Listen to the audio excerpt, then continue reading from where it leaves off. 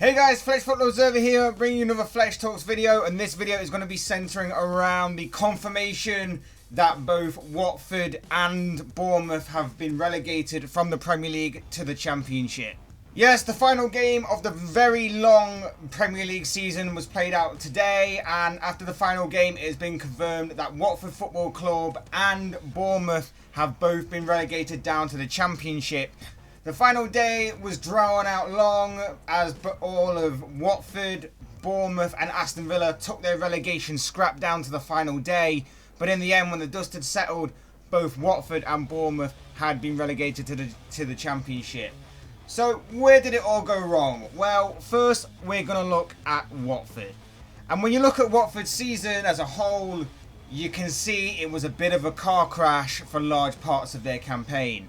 The season began with Javi Gracia in charge, but following just 4 games of the season, he was sacked in September and replaced by a former Hornets manager in Quique Sanchez Flores.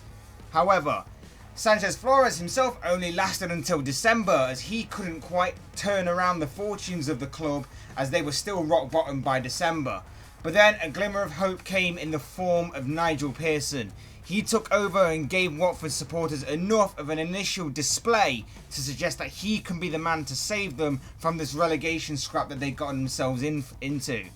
His debut match may have been a 2-0 loss to Liverpool, but it was a spirited defeat. And what followed was a good end to December and a good display going into the new year, where there were wins against Manchester United, Aston Villa, Wolves and Bournemouth. However, from there, results went back to being a bit inconsistent. And then came a massive win, a huge 3-0 victory over Liverpool that not only gave obviously Watford 3 points, but also ended the Reds' hopes of going in the entire season as invincible. But from that result, inconsistency came back to haunt the Hornets, especially when football returned following lockdown. Bizarrely, with 2 games to go though, Nigel Pearson was sacked. He was sacked as Watford manager, a baffling decision given the timing. It was crazy. The fragile state of the club with their current league position was just baffling as to why this news broke. And it reflected badly on the club too, that they just thrown away a guy who came in with a major uphill struggle on his hands to save this underperforming club from relegation. And he gave them a lot of hope in achieving that goal, so much so that a lot of people, and myself included, had hoped that Watford go down just for a single action alone. Stuff like this can really turn fans against you, even those who are more or less neutral and don't support you. But in the end, it all came down to the final day. Aston Villa held the advantage going into it, but due to how results have played out, Watford have gone down. Now, of course, when you look at the league table, the Hornets recorded 8 wins, 10 draws and 20 losses, and had the 3rd lowest scoring record with 36 goals scored, with only Norwich and Crystal Palace having a worse record than that. And they also did manage to concede 64 goals as well, so it's not a great defensive record either. I reckon the chopping and changing of different managers didn't help, and it seemed that other than Troy Deeney, the Hornets lacked real leadership, especially before Nigel Pearson took charge. Big players didn't step up and be counted, and their mega money signing in Ismail Sarr was quite inconsistent and only shown flashes of what he can do. Ultimately, this club are being run very poorly, and I feel sorry for the fans and supporters. It seems that the moment something goes wrong, the answer is to bring in a new manager. But the issue there is, Watford have constantly brought in new managers for years and have expected instant results, which is pretty much impossible to do, especially for a club with the size and stature of Watford. Will they stick with Hayden Mullins going into the Championship, or is someone else waiting in the wings for what is becoming more and more of just a temporary short-term job? Will they manage to keep their big players like Troy Deeney, like Gerard Deulofeu and like Abdoulaye Doucouré going into the Championship? And will they be able to bounce back into the Premier League at the first time of asking? Only time will tell on these questions. But what we do know is that as of next season, Watford Football Club will be playing their football in the Championship. And as an extra little bit of an incentive to watch the Championship for next season, it does mean that their rivalry with Luton Town will enter into another chapter. And now let's move on to Bournemouth. Following a 5-year spell in the Premier League, it all comes to an end. They've done incredibly well to survive those 5 years. Eddie Howe's achievements should not be forgotten. A considerable and respectable smaller club managed to make it within England's top flight division for 5 seasons, despite many predicting they would go down within the first couple of seasons. But ultimately this season, they got well and truly found out. With only 9 wins, 7 draws and 22 losses, Bournemouth really struggled this season.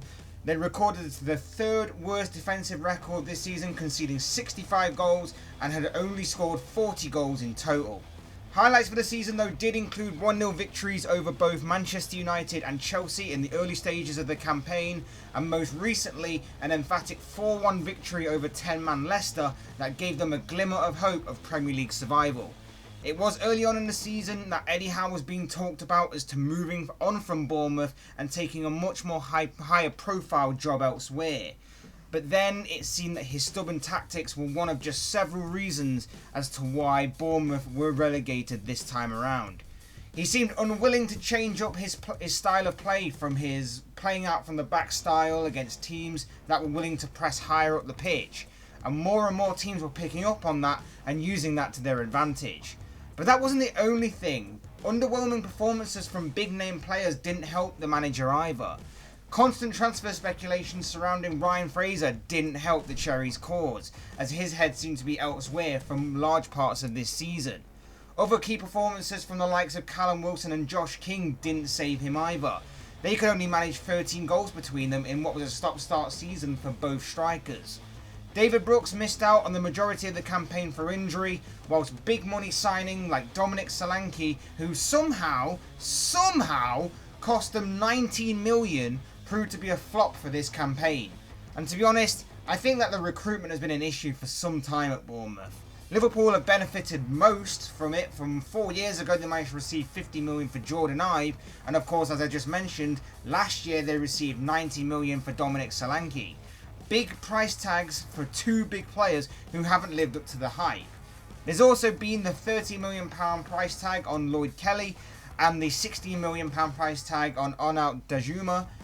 They haven't obviously hit the ground running at the club, and ultimately bad recruitment it seems. But there are now bigger issues and challenges ahead for this club. Going down to the Championship is a big disappointment for all involved with Bournemouth. But because they've been in the Premier League for so long, for the past 5 years, it means that certain members of their squad have built up a decent reputation and profile within England's top tier division. Players like David Brooks, Callum Wilson, Josh King and of course Nathan Ake will very likely be the subject of much transfer speculation going forward. Ake, of course, he already has been linked with a move to Manchester City. So it will be a challenge to keep their current squad together for when they're playing in the Championship next season. But it will also be interesting to see what Eddie Howe does.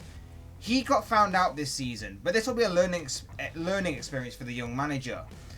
But could it be a time where he decides to call it a day at a club that he spent so long at, and he's taken this club to such heights? Could it be a time where he looks and goes, I've taken this club to as far as I can go, maybe it is time to move on? Or could he look at this season and go, this is my season now to try and stay and rectify what has been a poor and disappointing season? Either way, one thing is for sure, the Championship will welcome back the Cherries with open arms when it returns back in September. But of course, this is just one man's thoughts and one man's opinions on this particular topic. I want to know what you guys think. What do you think of the final day of the Premier League relegation battle? Do you think that I'm right in what I'm saying about these two clubs? What do you make of both their seasons? I'd love to read your thoughts, comments, opinions down in the comment section below. Otherwise, hit that like button on the way out if you enjoyed the video. Subscribe if you're new or want to see more content like this. Both things would be greatly appreciated. And as always, thank you all so much for watching and listening. I've been Fletch. This has been another Fletch Talks video. And I will see and speak with you all again soon in another video.